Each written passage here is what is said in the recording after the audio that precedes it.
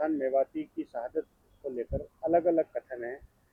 17 मार्च को भी कुछ लोग उनकी शहादत बताते हैं, 15 मार्च भी बताते हैं। आप देश के जाने माने लेखक हैं, आपके अनुसार कब उनकी शहादत हुई थी और राजा हसन खां क्या थे? देखिए, ये 15 मार्च और 17 मार्च को लेकर ये दरअसल जो कहना चाहिए एक भ्रम जो बना हुआ है, ये भ्रम नहीं है, दरअसल ये गणना है। जब हिजरी को आप ईस्वी में कन्वर्ट करेंगे तो उसमें कुछ दिनों का फर्क आ जाए, कुछ कुछ घंटों का फर्क आता है। दरअसल 15 मार्च के आसपास जब बाबर की फौज खानवा की तरफ बढ़ी थी तो 15 मार्च को वो फतेहपुर सीकरी के पास पहुंचे थे और अगले दिन 16 मार्च को एक झड़प भी हुई थी छोटी सी। लेकिन जो असली युद्ध है खानवा का वो 17 मार्च को ही हुआ था। और सिर्फ मैं ही नहीं इस बात को कह रहा हूँ, जो मेरा अध्ययन है और आप जो हमारे पास दस्तावेज हैं पाकिस्तान से लेकर हिंदुस्तान और दूसरी दिगर इतिहास संबंधी किताबों में, वो 17 मार्च ही होता है। तो मेरा ये मानना है कि एक मत से हमें, देखिए, अगर हम एक शहीदी दिवस को 2-2 दिन मनाएंगे तो उसमें एक जो आने वाली नस्लें हैं, पीढ़ियां हैं, उनको भी गलत मैसेज जाएगा।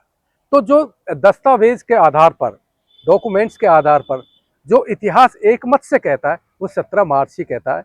तो मेरा ये मानना है कि हमें शहीदी दिवस हसन खां मेवाती का 17 मार्च को ही मनाना चाहिए। कार्यक्रम किया, प्रतिमा भी उनकी लगाई गई। आपको नहीं लगता कि काफी देर हो गई, एक लंबा अंतराल लग गया इसमें? मैं जैसे कि मेरा ये मानना है कि देखिए, राजा हसन खां मेवाती आज के तो है नहीं और इतिहास भी कोई कुछ दिनों में नहीं लिखा गया।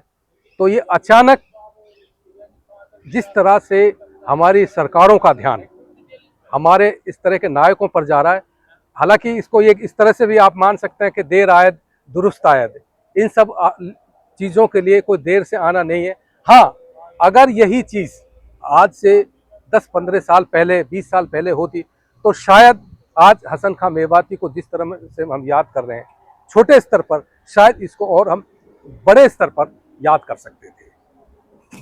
कई बार नूहू शहर को, ताउडू शहर को, पुनाना शहर को कर्फ्यू जैसे हालात भी झेलने पड़े।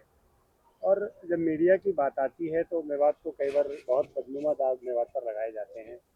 इसको कैसे दूर किया जा सकता है, आप क्या कहेंगे? देखिए, 31 जुलाई से पहले इस देश में जो 6 दिसंबर 1992 में भी लगभग इसी तरह का माहौल था और उस वक्त ये कुछ ही घंटों में काबू इस पर पा लिया गया था।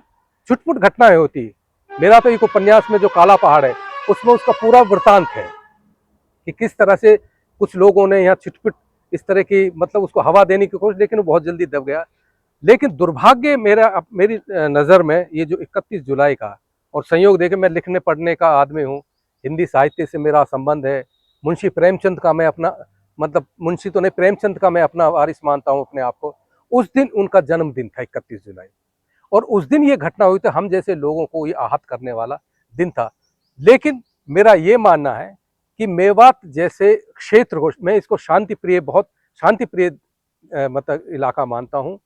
और सामाजिक सांस्कृतिक दृष्टि से अगर हम कोई उदाहरण दे सकते हैं तो हम मेवात का उदाहरण दे सकते हैं।